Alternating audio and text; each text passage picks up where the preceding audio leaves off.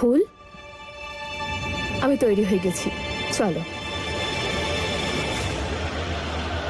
ভগবানের অশেষ কৃপা যে মেয়েটা আমাকে খেতে দেখে ফেলেনি, নইলে আমার সাজানো সব খেলা ভেস্তে যেত।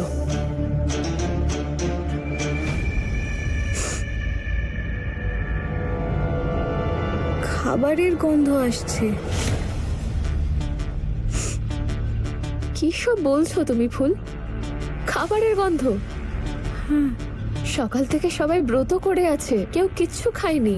কোথাও এটা নয় তো যে এটা তোমার মনের ভুল?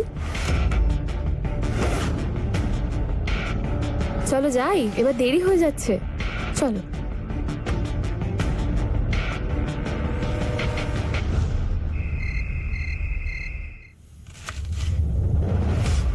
মহাদেবের এ কেমন খেলা? স্মল গিন্নিমা, আপনি এখানে নিশ্চিন্তে দাঁড়িয়ে আছেন, আর ওদিকে আফটারনুনের পুজোও হয়ে গেল। আর ওই ফুলটা ভাঙবে তবু মচকাবে না। পেটে খাবার নেই তাও দিব্যি ঘুরে বেড়াচ্ছে। এখন তো ব্রত ভাঙারও সময় হয়ে গেল। যাকগে, ও যা ইচ্ছে করুক, এবার আমরা কি করব কে জানে। তোর না ধৈর্যটা খুব কম ছন্দ। সেই খেলোয়াড়ের কি দাম যে শেষ স্থানে এসে হার মেনে নিয়ে খেলাই ছেড়ে দেয়।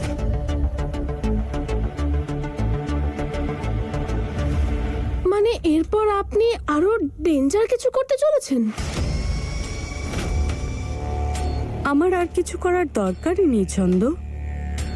এবার তো যা করতে হবে আর যেটা করতে হবে না সব শোভন বাবাই দেখে নেবে। আমাদের বাড়ির নিয়ম ছন্দ যে এই ব্রত স্ত্রী নিজের স্বামীর হাতের জল বা খাবার খেয়ে তবেই ভাঙে, তারপরে স্ত্রী অন্য কিছু খেতে পারে। আর আমাদের শোভন বাবা, ও তো নিজের আদর্শে চলে। ও তো ফুল বৌমাকে খাইয়ে দাইয়ে ব্রত ভাঙাবে না, ব্রতই ভাঙবে না। তাহলে ও খাবে কি করে? আর কিছুই যদি না খায় অভুক্ত রয়ে যাবে।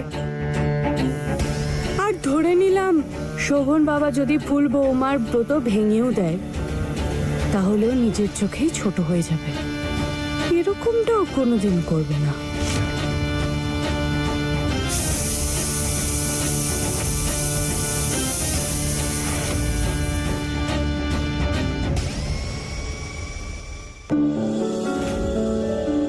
বৌমারা এসো, দোলনা দোলার নিয়মটা শুরু করো।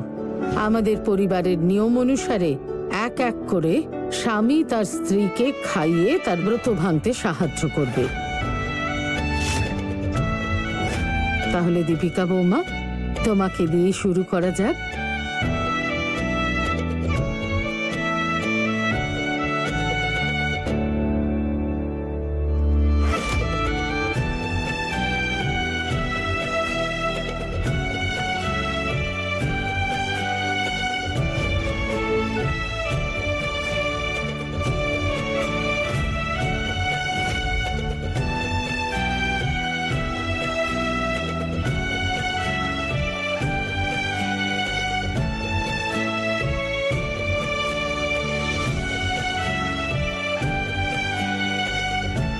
তারা বৌমা, ফুল বৌমা, এবার তোমাদের দুজনের পালা। এসো, আর দুজনে একসঙ্গে দোলনায় বসো।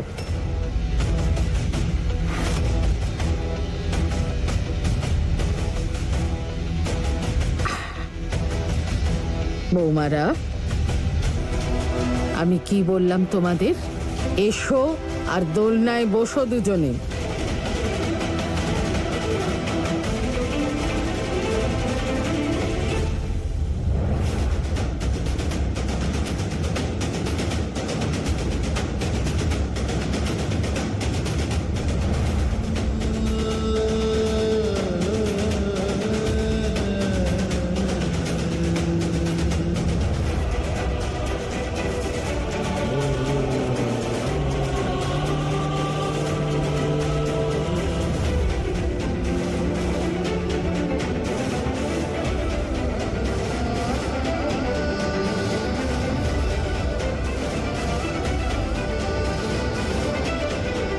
শোভন দাদু ভাই কোথায়?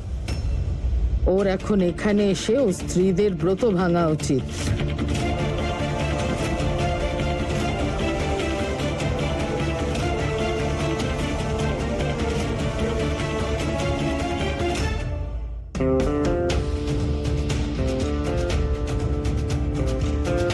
শোভন এসে গেছে।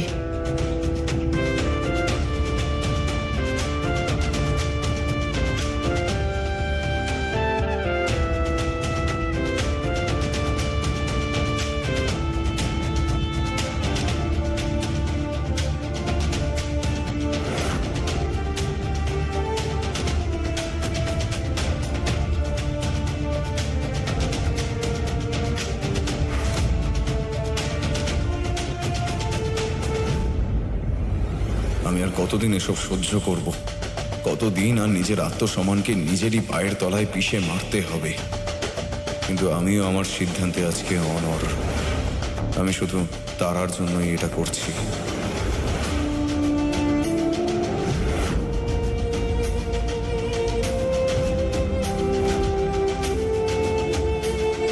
শোভন দাদু ভাই, ভাবছো কি তুমি পরিবারের নিয়ম অনুসারে তুমি তোমার দুই স্ত্রীকে মিষ্টি খাইয়ে জল খাইয়ে ওদের ব্রত ভাঙবে?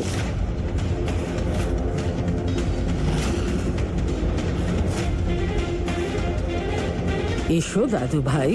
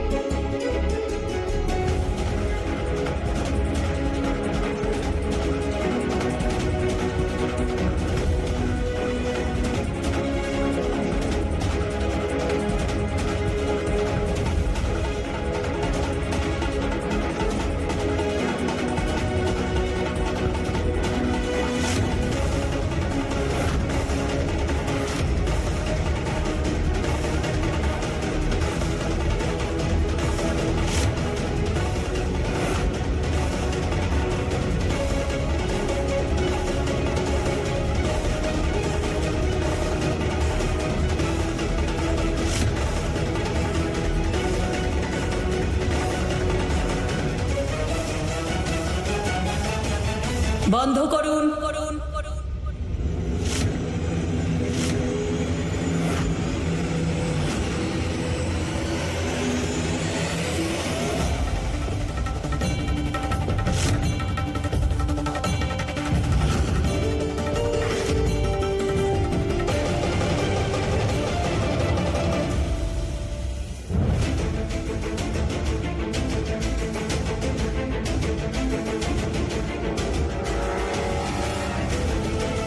আপনারা